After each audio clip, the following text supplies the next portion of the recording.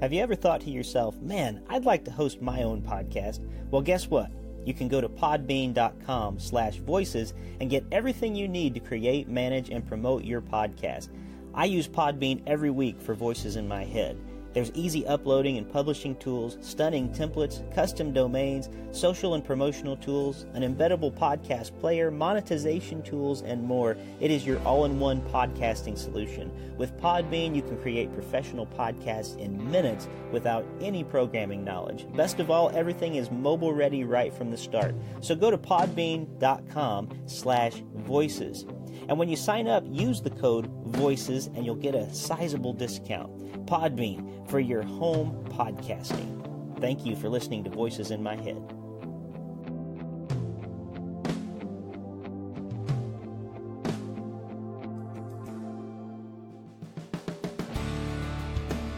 Welcome to Voices in My Head, the official podcast of me, Rick Lee James.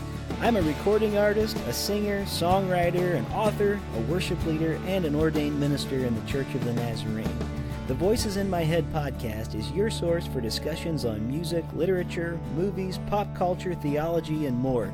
Now sit back, relax, and listen to the latest episode of the Voices in My Head podcast. And don't forget to let the voices in your head be heard by following me on Twitter at Rick Lee James and sharing your thoughts about today's show.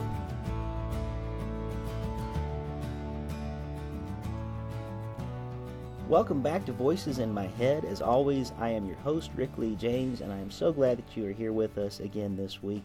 We have a great guest today, Christa Wells, the wonderful singer and songwriter, and we're going to get to know more about her in just a few minutes, and her new album, which is really good. I've had the chance to listen to most of it already. I'll be playing parts of it throughout this podcast today, but we're really excited to have Christa with us today. One thing I wanted to say before we get going is actually two things, two quick announcements, do some housekeeping things, and then we'll be off with our conversation today. The National Worship Leader Conference is coming up in Nashville, Tennessee. It is one of the most inspirational and informative gatherings of worship leaders, and it is a unique event that brings together musicians and songwriters, movers and shakers, theologians, and scholars across the worldwide worship community. And I will be there with my friends Brothers McClurg this year. So I hope that you can come out and join us. I'll be doing some podcasting while I'm there. I think I'm going to be playing for the Song Discovery stage, wherever they have that. So just come on out and join with us if you're in the Nashville area, May 7th through 9th. You can go to worshipleader.com/NWLC for more details on registration.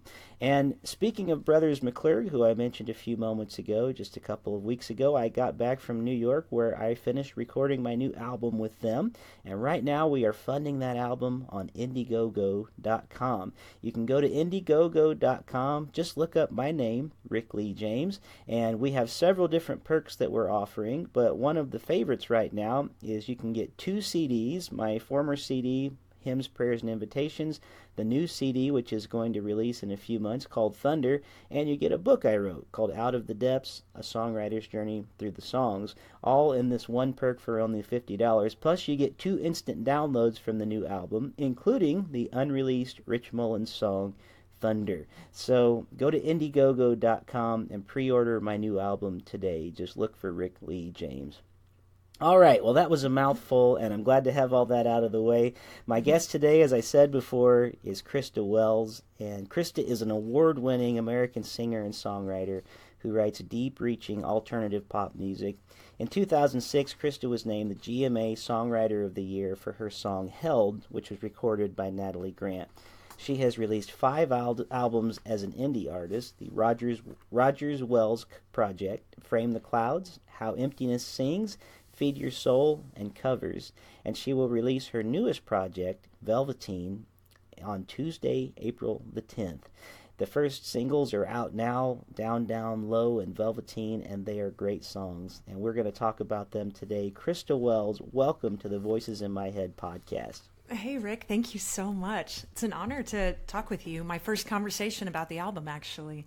Oh, wow. Well, I'm honored. That's fantastic. I am excited to be able to talk to you today and to get to hear a little bit more about it. I've watched some of the things that have been online and just some of the stories behind the song Velveteen specifically.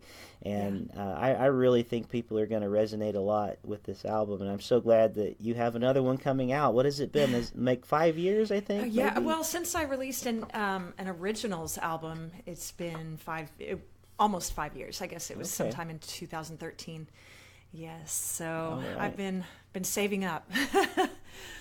Well, that's good. Sometimes you need a little space in between albums, and it helps out. But you've been writing like crazy. I don't know if Yes. every listener knows this, but you've written a lot of songs that people like Ellie Holcomb have recorded on her Red Sea Road. You've written with Yes. people like Plum and Selah and Yes. Point of Grace. So some of which have been on this podcast. So Oh. yeah, we just had Point of Grace a few months ago whenever Oh, they had their sweet. Christmas album out. So you have written with some really amazing people, and before we get too far into the album, I want to Yeah. say thank you to our mutual friend Dale Baker for kind of connecting Yes. us on this. Dale has been a good friend of mine for years, and I'm guessing, do you know him from your time in North Carolina, or did you Yes. know him prior to that? I did not. I had only heard of the legend Dale Baker before That's right. that, and it was maybe I don't know 2006 ish or something like that, and Okay. when I was just starting to dabble in playing my own stuff out, and or maybe even later, maybe in 2008, and I had heard people out here in Nashville talking about Dale. Oh, he lives there too, and so I'm pretty sure one of my first efforts to reach out to him was me asking him if he'd ever consider playing with me for nearly free. Wow. Basically, I was like, I have like no money. I know you're way above me, but if you would ever, and he was so gracious, and we became friends and have gotten to play together a lot through the years Wow. since then.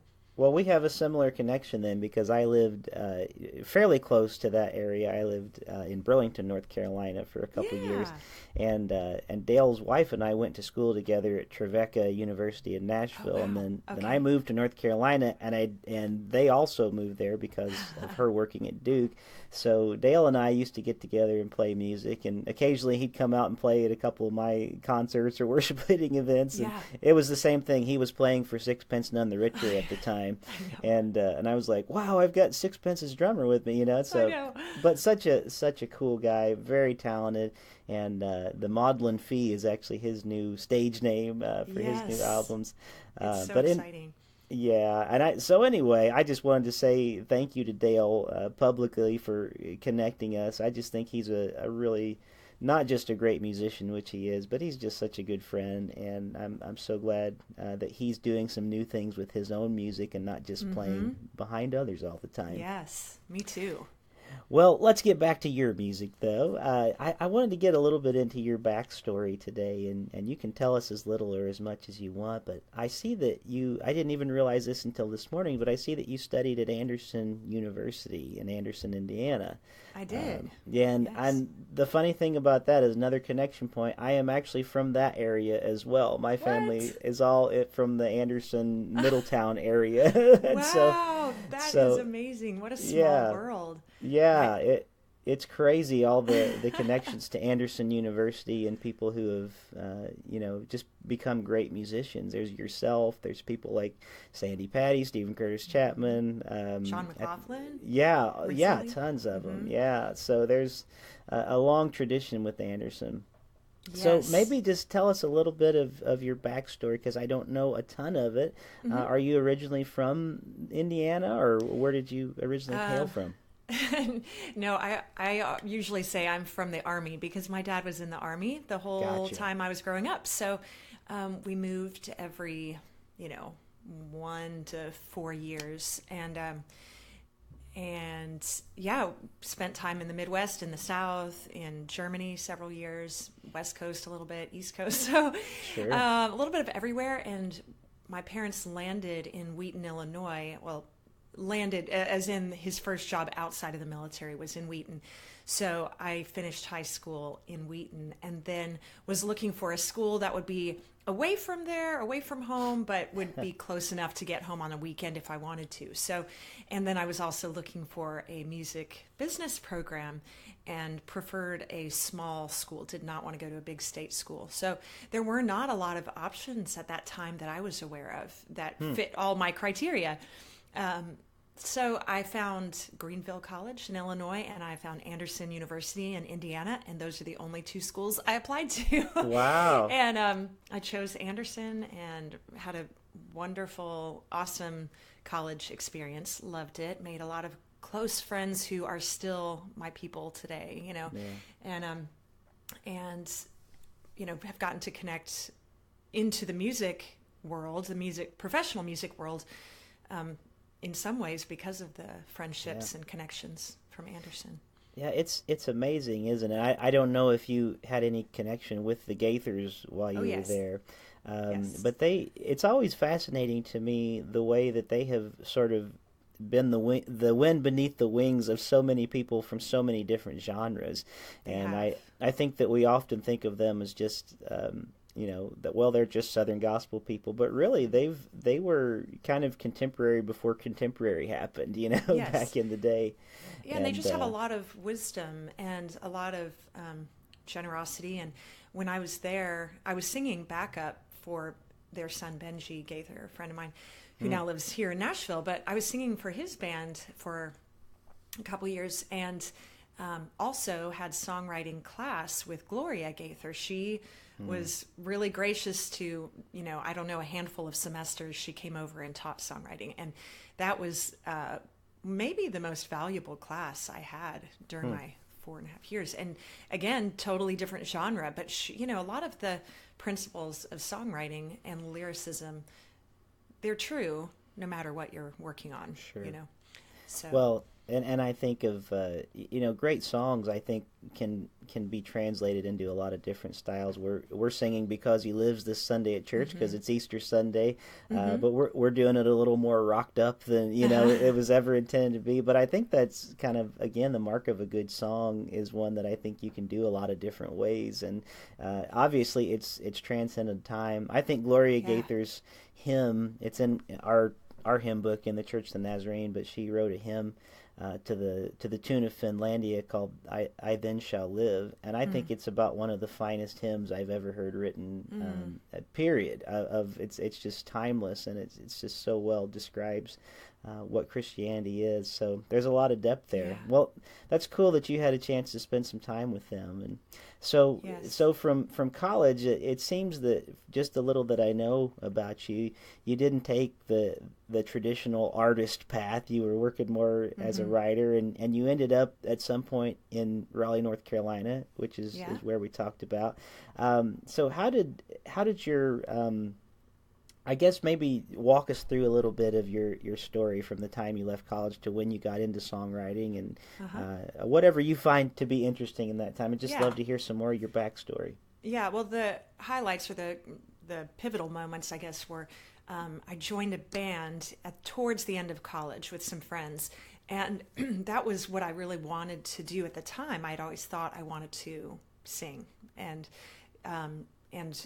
songwriting came about naturally later in high school, but even before then I didn't know anything about songwriting. I just knew I loved to sing. So I joined this band, but which was a tremendous amount of fun, and I learned a lot, but it also revealed just how much performance anxiety I had, and it was just kind of a plague. You know, I couldn't enjoy sharing the music, playing songs, because I just felt so overwhelmed with anxiety. So I still kept thinking I wanted to do it. I got married. My husband and I moved to Nashville, Tennessee for his work, and left Anderson, but my band was still back home. A few months in, I decided I loved the band, but the music we were making wasn't really where my heart was at, and I wanted to explore my own writing and do that. So I left the band, and a couple months after that, my husband was offered a job in Raleigh, North Carolina. And so we headed over there. And so now I'm completely lost, because I'm like, I don't know a soul out here. I'm not an ambitious kind of person. I'm not feeling brave. I don't know what I'm good at, because I thought for sure it was music, but now here I am, like, barely able to get up on stage and perform. And what does a songwriter do out in North Carolina? I don't know. I was just really lost at that point, and had a great conversation with a veteran songwriter named Dwight Lyles here in Nashville. It's just kind of, my mom had met him somewhere, and he agreed to meet me. And one of the two things that he said to me in that conversation that were huge for me was, number one, he listened to my story, and he said, I'm kind of hearing that you might be a better fit as a songwriter than a performer. It seems like, it might work better for you. And he gave me a little bit of insight as to how to pursue that. But secondly, and it may have been the last thing he said to me that day, was he's like, I believe that, God is sovereign. And he said, I believe that ultimately, if this is the work that he wants you to do, then you won't really be able to do enough things wrong to keep it from happening.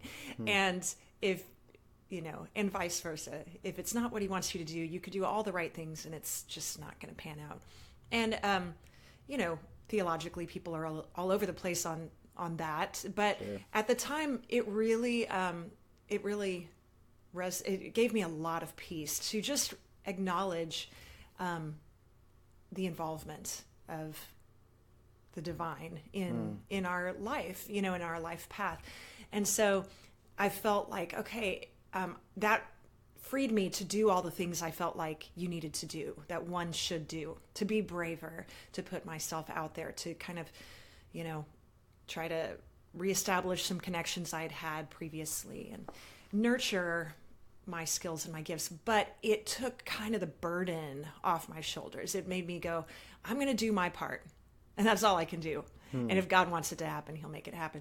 And, I'm out there again and, far away from the music industry, thinking, well, this is I've got a lot of obstacles here. My own personality is in the way, and my circumstances. And a few years later, 2001, I had been doing some writing with Tiffany Arbuckle Lee, who was a friend of mine, but had started the band Plum, or started being Plum, and she wanted to record a couple of songs we'd written. And her husband approached and said, you know what, we're going to start handling Tiffany's publishing on our own, and I would love to try to handle your publishing. I would love to try to pitch some of your stuff. And it was out of the blue. I had not, I had taken some steps to get out here and do some co-writing and all of that. I had done what I knew to do, but I had not gone and knocked on publishers' doors, and I didn't know how to take a next step. And so Jeremy Lee did that. He took that on, and he and Tiffany together started pitching some songs. So the Point of Grace song, Day by Day, was the first one. And that, just was a very personal thing for me spiritually, because I felt like, this isn't even about what the world sees. This is totally between me and God, because I felt like as a little girl, he had communicated to me in some intangible way, I've planted this love of music in your heart, and it's not for nothing. It's going to be fulfilling work for you. And I really deeply believed that, even though I was terrified all through my teenage years and early adulthood. But then there had been this lull, when we moved out here, and I was like, okay, maybe I heard wrong. Maybe, I don't know. And then the night I got that call that the ladies Point of Grace wanted to use that song, it felt so personal. It felt like, I don't care about any of the accoutrements or whatever that might go along with this. This just means God sees me, and he did plant that desire, and he was faithful to it even when I had no means to bring it about myself. Wow. So that is really how it all began. That's great, man. Well, and in the midst of that time, I love hearing stories, and I want to spend time talking about your new songs. But the song that really kind of, I think, put you on a map as a songwriter and helped you to, win the GMA Award for Songwriter of the Year was the song Held. Yes. And talk about a song that is I mean, I don't know how Natalie Grant sings it without breaking down in tears because I'm one of those people that I get moved by things and I have trouble finishing the song. Yes, But me too. it feels like such a powerful story, and even just this week, my wife and I have been leaning on stories like that because we ourselves just this past week had another miscarriage, and I I'm was. so sorry. Oh, well, thank you, and I don't say that for any other reason than to just Yeah. to say songs like this. I got to say the same thing to Andrew Peterson about some of his songs and the times he's been here. I always want to thank artists like you who write music that is maybe doesn't seem even commercial at first, because I don't know that Held feels like a radio hit like No. in the traditional sense, but there's something about it that so resonates with people like us who have been through such tragedies, and in those ways, and God uses them to speak to us and to bring healing in the hurt. And Yes. so I wanted to take a moment to talk about that song too, but also before we got too far into it, just to thank you, because songs like that are things that are helping us right now to cope, and we just appreciate it so much. Would you mind for listeners that may not know the story of that song, just kind of sharing where that came from? Yes. We had just moved to Raleigh, North Carolina. Again, that was in that first couple years there. I was getting to know, I'd been married several years, but I was getting to know my mother-in-law a lot better and her story. And I became really close friends with a woman who was 10 or 15 years older than me named Patty. And she had recently been widowed. My mother-in-law had a story I had not heard previously about delivering a stillborn baby girl, full term.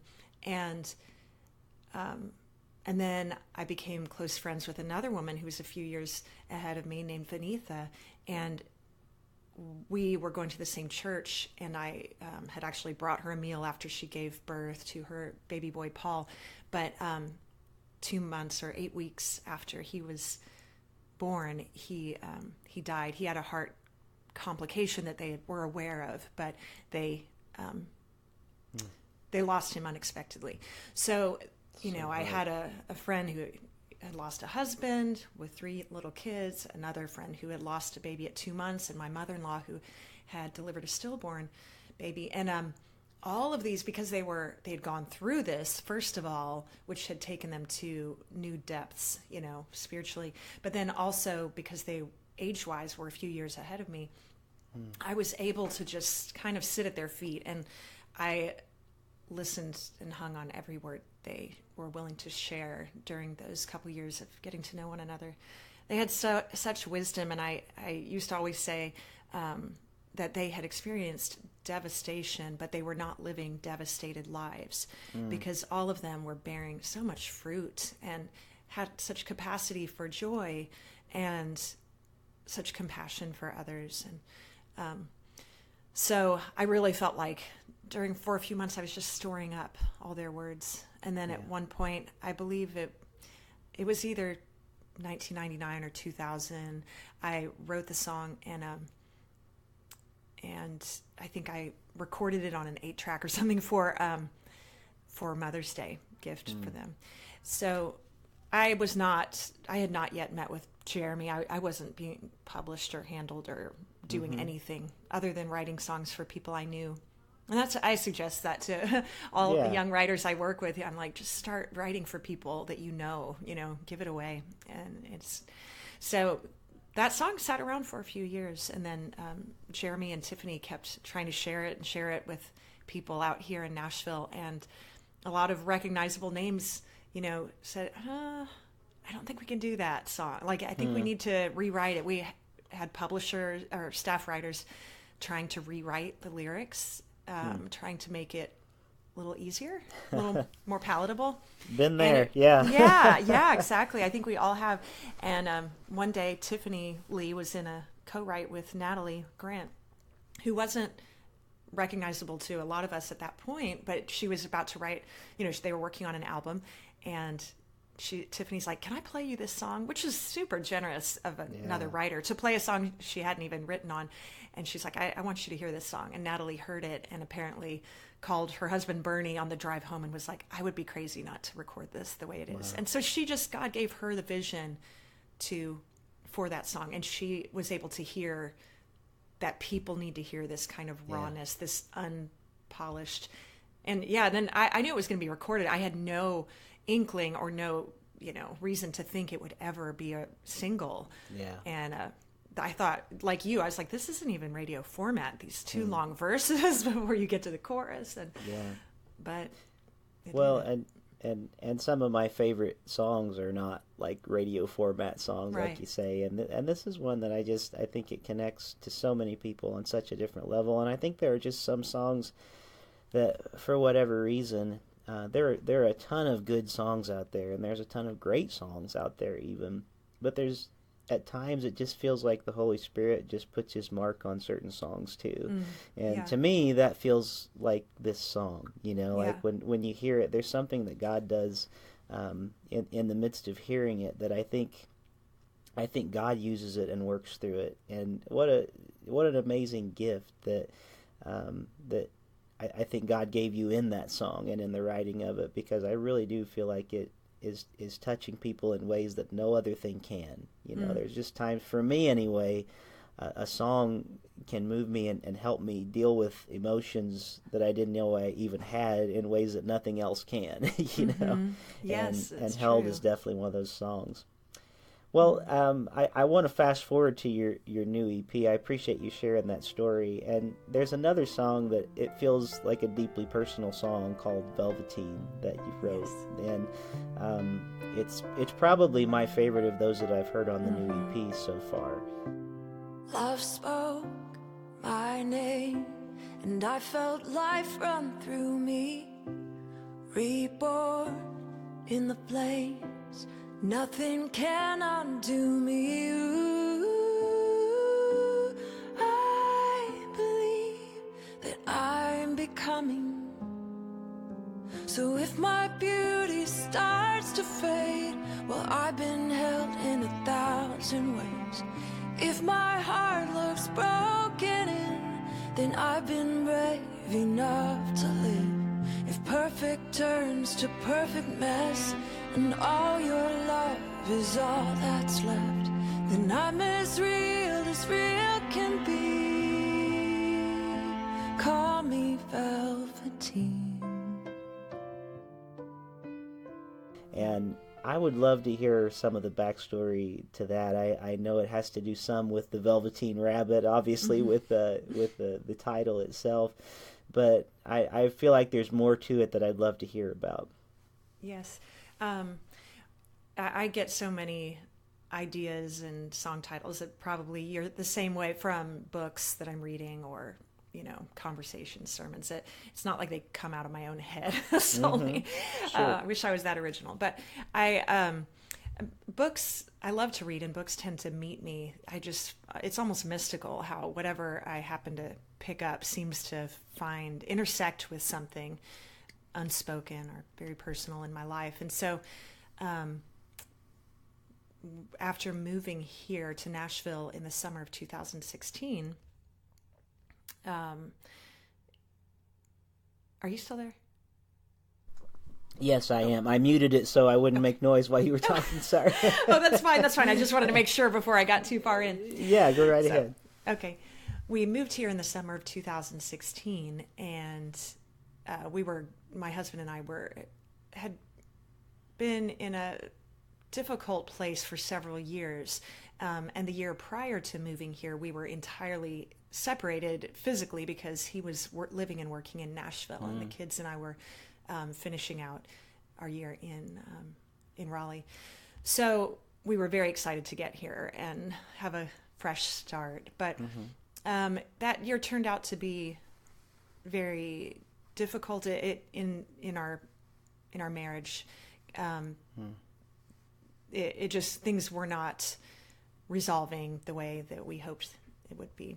So I found that I was just leaning deeply into poetry and books early in the morning, sitting with my coffee and just trying to breathe, trying to breathe and pray and find the strength to get through the day and to know what to do next and what do I have control over and what do I not have control over.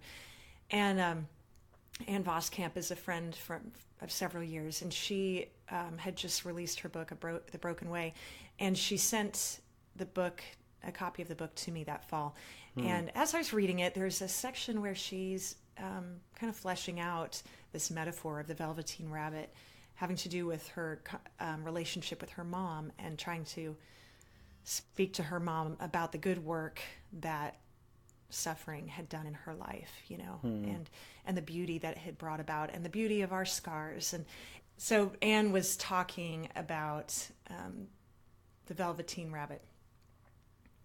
I've heard that story so many times, as all of us have, but I don't think I'd ever paid attention to it the way I did because as I read her interpretation of it, I just was seeing myself. And I was seeing a hope in it because the pain of this character, this rabbit, the pain he had to endure, but it wasn't for nothing. It was truly a process of him becoming more who he was meant to be than he had ever realized was possible.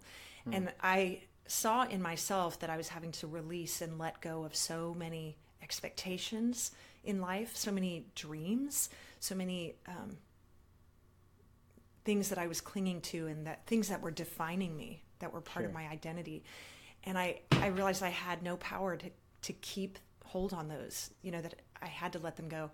And at the same time, I recognized when I read that story that even though the pain was just at times almost unbearable, there was deep down in me an awareness that I was not being entirely destroyed, that I was losing many things, but that the essence of who I am as a human and as a child of God, was not being demolished, but was expanding. And it was so upside down. And I couldn't have fathomed that had I not walked through it, I think. Yeah. I had heard people say things like that who have gone to these dark places already, but I couldn't internalize it without going through it myself. I held that image, the Velveteen, when I read it, I think I made a note of it in my journal and was like, I have to do something with this. But kind of like a few years ago, when also by Ann Voskamp's inspiration, I wrote a song called How Emptiness Sings. I knew it was special. I just knew it. The morning I read it, I knew it was special. I knew I had to write it, and I was terrified of ruining it. As a songwriter, I was like, I can make this so cheesy and bad if I'm not careful with it. So I just sat on it. Plus, I was going through so much turmoil here that I wasn't able yet. But the next spring, I started dabbling in it, or early summer at some point. And I sat down one day and I wrote the chorus in almost or nearly as it is now. And I fell in love with it. I thought, this is expressing what I want it to express. And by that point, my husband and I were separated. And I had never anticipated that being a part of my journey. Never was even on the table. We had always said that's not on the table. But at that point, it was out of my hands. I had done everything I could do. So I had to let that go, and I had to write the song. And a couple months of trying to write the verses, I couldn't do it. And I had also stepped away from it. And as a songwriter, sometimes, I don't know if you've had this happen, but if you write a part that you love and then you don't keep going when you're still in that space, you can kind of lose your way. Yeah. And so it was the last song that we wrote for the album. But I knew even then that it probably would be the title track if I could just get these verses. And so I spent a day with my friend Nicole Witt, and she and I worked on it, and fleshed it out. We had a book about Velveteen Rabbit in front of us, and we wrote the verses. Then when I got to the studio, I played what we had for Ben Shive, and he was like, I love a lot of this, and I don't think it's there yet. And so he gave me some direction. I took it home, worked on it some more, came back in, it was literally like that, like almost on the day of, tracking, we were still going, I think we need to swap this verse for that verse. And so it was a difficult one, but it felt like it was important to finish it. Well, I'm certainly glad you did. It's a powerful song, and yes, I have been there with needing to rewrite things for sure. Matter of fact, just a couple of weeks ago, I was in a studio in New York, and one of the guys in the band said, you might want to change that song. It sounds just like this other song. And I was like, what? And then I went, oh no, you're right. It's like that, Yes. So yeah, like kind of on the spot, some of those moments happen, but it doesn't feel like it was one of those songs. It actually feels so free flowing in the way that you sing it and the way that it comes across. And, and if memory serves, even in the Velveteen Rabbit like story, there's something in the book about the rabbit has to go through the fire at some point before it really makes it to the point of this journey where it needs to be. Exactly. And your song really kind of represents that, the way that it's sung as well.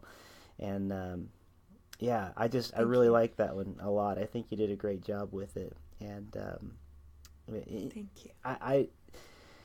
And let me say as well, I want to stop because I feel like I need to just acknowledge a minute, the sacred moment that you just shared. Not everybody is that transparent to talk about, problems that they've had in marriage and in life. And I feel like that is it's a gift that you're giving to us by sharing those stories with us and helping us. I too have been there, and I so appreciate, because sometimes those wounds that we bear, God can use to bring healing in others and in ourselves. And I know somebody's going to be listening to this and hearing that and thinking, well, these artists, they all have it together. But, when we hear these things, we're all people that are on this journey that desperately need a God who can pick us up and mend us and take us through those hard places together. So I wanted to just stop and say that to you, say thank you for being so transparent as we talk about these things. I think that there is power in that, and I think there is a real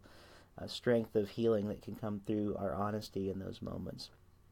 And it feels like maybe a lot of this record has that. There's a song which is actually a lot more upbeat, and it's down low, and it's almost like a soulful kind of upbeat.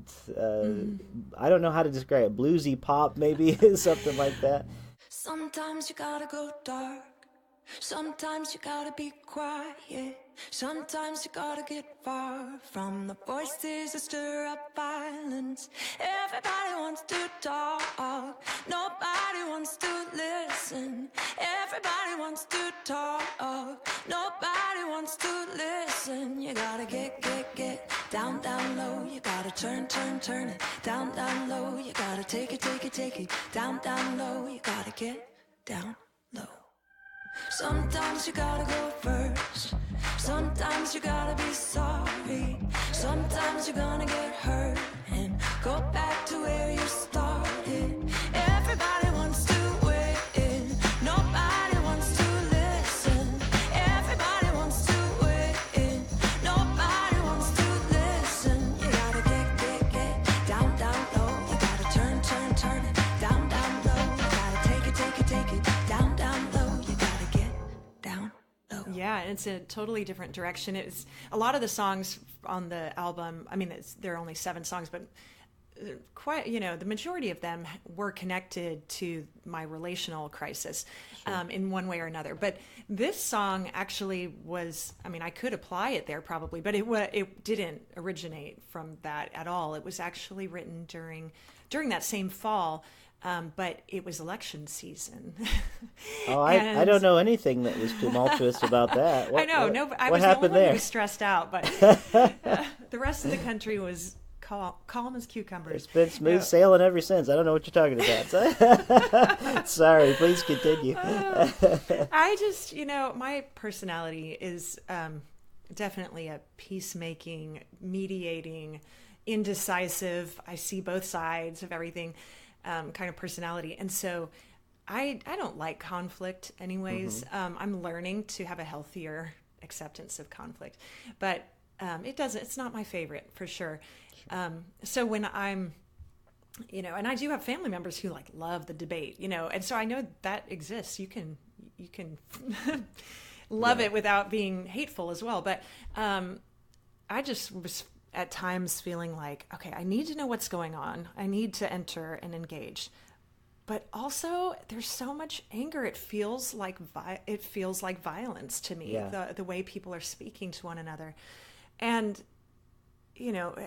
also as a Christ follower, I expect that to go on in the world, but I don't want to ever expect it from people who claim to follow Christ. And that's not to say we should be silent, because our lives need to speak and our words need to speak up for the oppressed and for the goodness and the truth. And we need to be willing to lay it all on the line for that as well. But there is a difference. You can do that without being hateful, and I just felt disappointed, in a lot of the voices that were out there. I felt tired of hearing, weary. And then sometimes even, when I would get myself all worked up about things, I would just get tired of hearing myself talk. Yeah. I'm like, I just need a break. And I know many people felt that way. I remember seeing a lot of people say, I'm just taking a break from Facebook until this whole thing is done.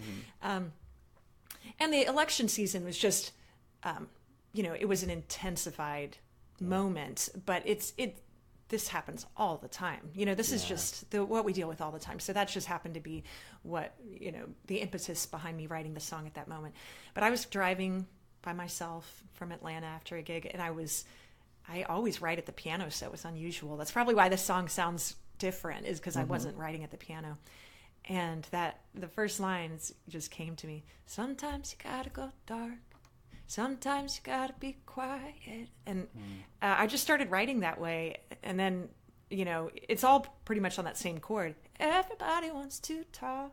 Nobody wants to listen. You gotta get. So, it just stays right there. It's just different melodic variations in that same space. So, that just makes me want to hear you sing that for like 20 minutes. It's so good. Even just a cappella, it's so good. And I sent it to, I came home and finished it. And it's a song about, needing to give yourself space, not just for your own sake, although that's important, just for your own mental health, but also just learning to be quiet and listen for a minute. Just listen to what the other side is saying, not listening, waiting for your chance to rebut, but just to actually try to understand where they're coming from. And the chorus is, you got to get down low. You got to turn it down low. You got to take it down low. And that's just humility. That's what the song is mainly about, is practicing humility. Because, and what humility leads to, in the bridge, is this opportunity for a deeper kind of harmony. A harmony is not unison. It is not, we are all in agreement. Right. We need all the differing voices, but we can be in different places and still work together. That's possible. And I think people have just given up in a way on believing that that's possible. Well, you're right. And that's actually a great way to describe that, because you're right. Harmony is the part that actually makes the song the most beautiful, when you get the harmonies together. And if everybody sang the exact same note, it wouldn't be interesting.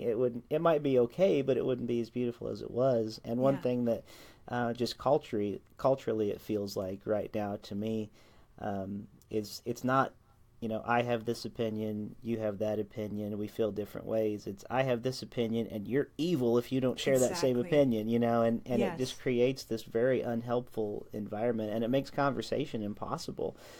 Because we tend to look at other people. Well, we other them, for one thing. We make them this person that's different than us. And I think there's a lot of wisdom in the song. And it's funny that, the song is about kind of getting away from things, getting down low, and sort of unplugging a little bit. But it's such like a catchy poppy type song too, I know. Which I is know. kind of fun. It's a nice juxtaposition with those two things. But I really like that about what you said about harmony. I think that is, if we could understand that more with each other, not just in the church, but outside the church. Maybe we need to be reminded of it in the church too, though, because every 4 years, we have this election stuff that happens, and without fail, it always just seems to drive people, especially this last election, it just drove people out of the church by droves. They have Yes. statistics of people that felt their church was not a safe place for them to have conversations or fellowship, and they just felt like they had to leave. And when that's creeping into the church, that's when it starts to scare me, a lot, because that really should be our sanctuary and our refuge. It should be our place where we can come and lose all of our identity in Christ, and all those other things have to fall aside. Yeah. But I'm going to remember that about harmony. Good stuff. Well, and sorry, you were about to say something. Oh, no, I was just going to say, that I've just become more aware over the last couple of years how much it has to do with our innate, it seems like an innate desire to control other people. And it's both, so you see it like in this song, I was more writing from a macro kind of global perspective, but it's true on an interpersonal, relational level as well. And in the other song that I released recently, Butterfly, it's kind of the same dynamic playing out. It's wanting to learn to let go of that need to control and to be in perfect agreement with someone before I can love them. So Yeah. Oh, that's great. Can we talk just a little bit about Butterfly? I know you know it now. You've got it figured out. I'm only human. I'm only human after all. Answers were easier then. I'd little chance of being wrong. These days are different, and I'm only human after all. We don't have to see eye to eye. You will always be a friend of mine. So go where you must go. Be who you need to be. I'll meet you on the road. Tell me what you see. Butterfly. My butterfly. Butterfly is a song I wrote for my oldest son, and he was getting ready to graduate from high school, and I just started writing this song about our relationship. And it's just so humbling as you get older as a parent, because they can see you much more clearly. When they're 5 and Right. 6, it's like you are a god. You have it all together, and you just feel so like see-through by the time they're teenagers. And especially if you're going through a crisis like I was, like we were, I just was like, oh man, like we're just shattering any delusions that they had, that we were great people who had it all together. And so, it's just kind of starting out saying, I know you can see it now that I'm only human after all. And the answers, the questions they asked when they were younger were so much easier. And now I feel like I'm saying, I don't know, so much more of the time. And, you set into raising another human with these grand expectations of doing it. I mean, it's like we all do this. Like you think, I'm going to do it better than anybody who's gone before me. And if I do X, Y, and Z, if I execute the plan, then they are all going to come out to believe what I believe, and what. And that's not the way it happens. So, and both my husband and I are for the most part, we actually are very artistic and creative, and that lends itself to wanting to raise kids who ask questions and try to do things and express in new ways.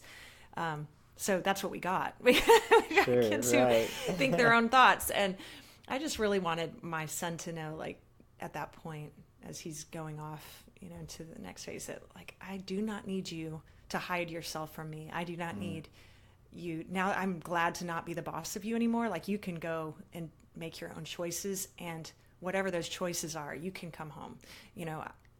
And the whole butterfly image was risky because I don't think he would resonate with the image of a butterfly, but it just worked to tell the story of transformation and becoming again, which is the same Velveteen theme in a way, you know, becoming. So I just wanted to say, you know, go do what you got to do. And I'm so excited to hear about your experience and what you see through your unique lens, because they're teaching me all the time how to see differently.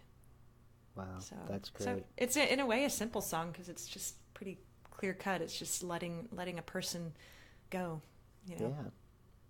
Well, I'm certainly glad that we had a chance to talk about some of these songs today, and thank you again. Thank you for just being so transparent about the writing. I think it not only helps people who might be struggling to hear some of your story, but I think it even helps. We have a lot of songwriters that listen to this podcast and people who are creative types, and I think it helps them to kind of know it's okay to, you know, have these seasons of life where everything's not always working great. It doesn't mean you have to give up. And artists, you know, I don't know if you're like me or not, but you probably are, because almost all of us, we feel like somebody's going to find us out at some point that we're not really an artist. You know, like they're going to find out I'm not supposed to be here. I'm not one of them somehow.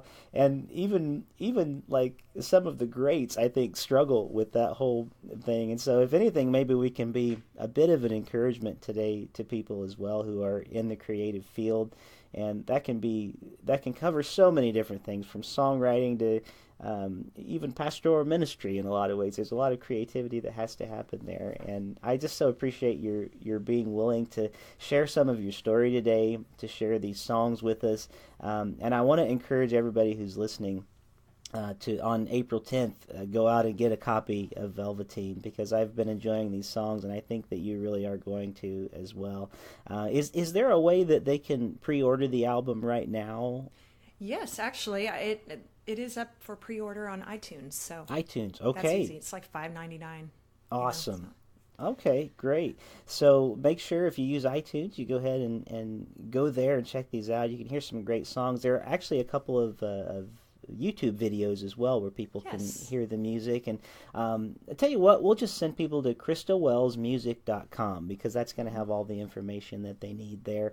And it's a really cool website. You've got some great blog posts on there that you've written about music and creativity and family life and all sorts of things. So I think that if people want to check out more about not only your music but just a lot of the other endeavors that you have, because we didn't even talk about More Than Rubies today with Nicole Witt, who you mentioned, but sort of the folk-inspired music that you have with her.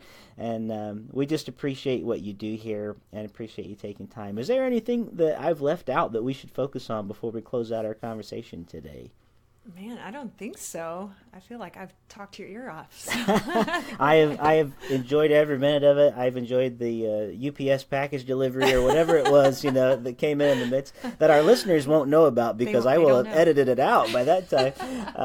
But it's been great to sit down with you today, and I hope we can do it again sometime. I wish you all the best on the release of this new album. I know it's going to resonate with a lot of people. Thank you so much. Oh, sure thing. Well, Christa Wells, thank you for being one of the voices in my head this week. Thank you for joining me here this week on the Voices in My Head podcast. I hope you'll visit me on my website at rickleejames.com, follow me on Twitter at rickleejames, like my artist page on Facebook at facebook.com/rickleejames, and keep up to date on what I'm writing at my author page on amazon.com. Make sure to follow my calendar on the website, and if you would like to have me come to your town to do a concert, a speaking engagement, or a book event, you can book me through my website by clicking on the link for Pair Booking Agency. That's Pare Booking. And finally, it would mean the world to me if you were to leave me a review of this podcast on iTunes. The more positive reviews that we receive, the more visible this podcast is on the internet. And now the benediction. May the God of peace, who raised Christ from the dead, strengthen your inner being for every good work. And may the blessing of God Almighty, Father, Son, and Holy Spirit rest upon you and dwell within you this day and forevermore. Amen.